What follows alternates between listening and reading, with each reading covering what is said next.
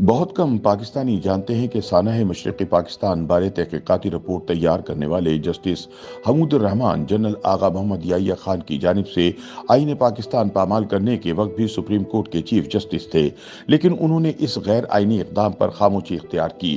Justice حمود نے آئین پاکستان بچانے کی بجائے نوکری بچانے کو ترجیح دی، لہٰذا آئین شکنی پر استعفیٰ دینے کے بجائے انہوں نے لیگل فریم ورک آرڈر کے تحت دوبارہ حلف لے لیا، جس کے بعد یحییٰ نے آئین کی تشریح کا اختیار بھی عدلیہ سے چھین کر خود کو تفویض کر دیا۔ ہر سال دسمبر میں میڈیا پر حمود الرحمان کمیشن رپورٹ کو تازیانہ بنا لیا جاتا ہے، لیکن حقیقت یہ ہے کہ اس رپورٹ کا علم، قانون اور حتیٰ کہ اخلاقیات کی دنیا میں بھی کوئی اعتبار نہیں۔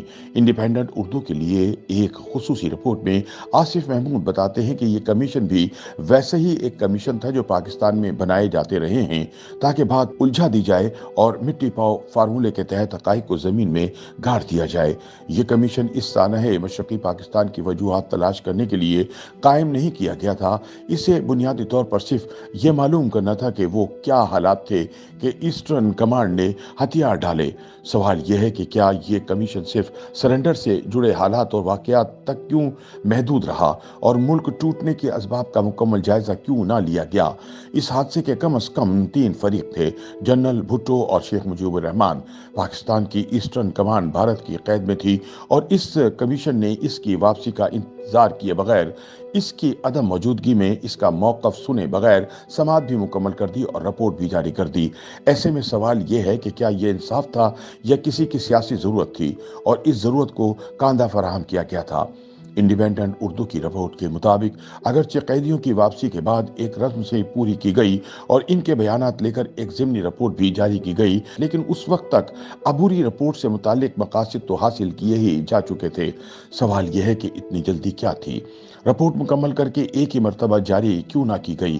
حمود کمیشن جنگ اور سرنڈر سے متعلق تھا اور اس کے 5 ممبران ججز تھے، صرف ایک مشیر ایسا تھا جو جرنیل تھا۔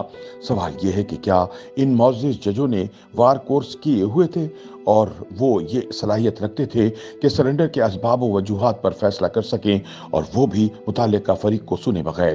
سانحے کا عمومی جائزہ لیتے ہوئے کمیشن کے معزز جج صاحبان نے ملک کی تاریخ میں فوج کی مداخلت پر تو لیکچر نما مشورے دیے، لیکن چیف جسٹس حمود الرحمان نے یہ نہیں بتایا کہ ان مارشل لاؤں کا جواز کون دیتا رہا اور نظریہ ضرورت کس ادارے کی تخلیق تھی۔ کمیشن نے یحییٰ خان پر بہت تنقید کی، لیکن یہ وضاحت نہیں فرمائی کہ جب یحییٰ کو غیر آئینی طریقے سے اقتدار سونپا گیا تو ملک کے چیف جسٹس یہی حمود الرحمان خود تھے جو خاموش رہے۔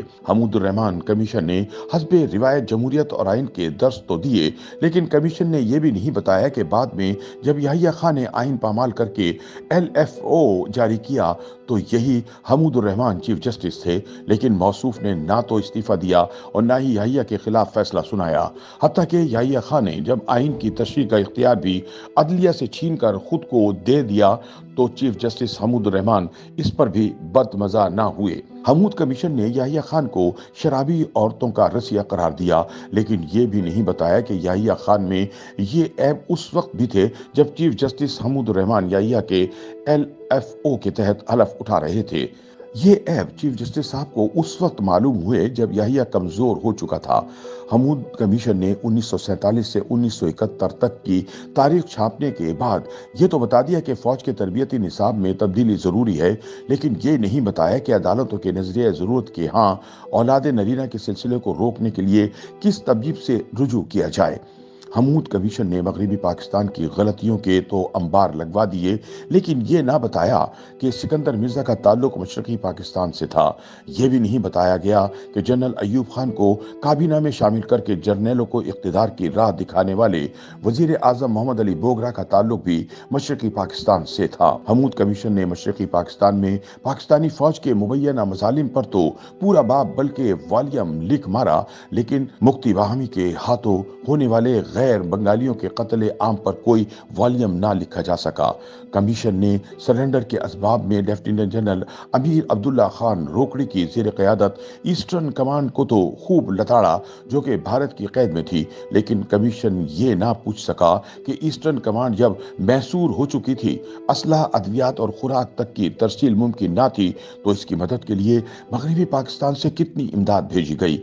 इस पर तो खूब बहस हुई कि ईस्टर्न कमांड इस बेसरो सामानी में मजीद कितने दिन लड़ सकती थी, लेकिन ये नुक्ता कहीं नहीं उठाया गया कि मगरबी पाकिस्तान से वहां इमदाद और रसद पहुंचाने के लिए कितने सौ साल दरकार थे।